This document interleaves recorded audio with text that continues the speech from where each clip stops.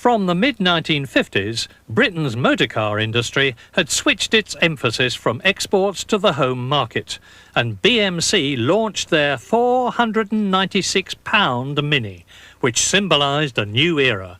With more money in their pockets, young people chose to buy a car rather than a noisy, unfashionable motorcycle. And I was absolutely shattered by what was going on there. I had no idea whatsoever. And when I came back, I wrote a series of articles which I hoped, apart from anything else, would make the British motorcycle industry have a look at themselves and perhaps go out to Japan and have a look at them. And it just didn't make any difference at all. And yet we had the technical expertise in the industry, which eventually disappeared into the car industry when motorcycles, shall we say, went off the market.